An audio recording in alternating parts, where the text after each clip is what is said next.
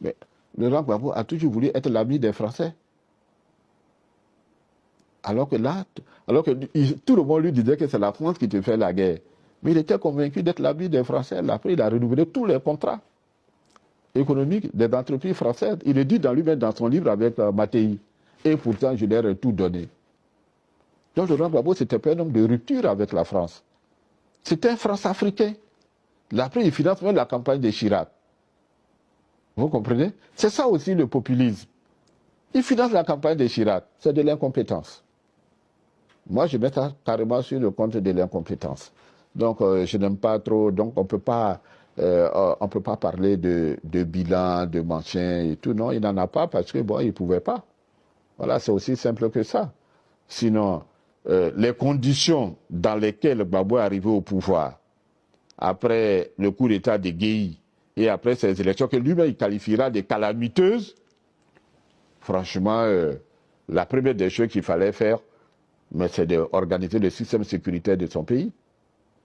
Il n'a pas été capable de le faire. Donc moi, personnellement, je ne le juge pas parce que je pense qu'il a suffisamment souffert dans sa chair, mais du point de vue politique, c'est un populiste. Et généralement, les populistes sont incompétents. Prenez le cas de la Guinée. Sékou Touré fait un discours le 28 septembre 1958. La Guinée préfère la liberté dans la pauvreté. Et la liberté dans la pauvreté. Depuis qu'un pauvre est libre. Mais les gens applaudissent. Ça, c'est un discours populiste. Voilà. Depuis quand? Il dit la Guinée préfère la liberté dans la pauvreté à l'opulence dans l'esclavage. Il a vu un homme riche être esclave. C'est faux. Mais c'est des discours, quand tu les entends, ça résonne bien dans les oreilles.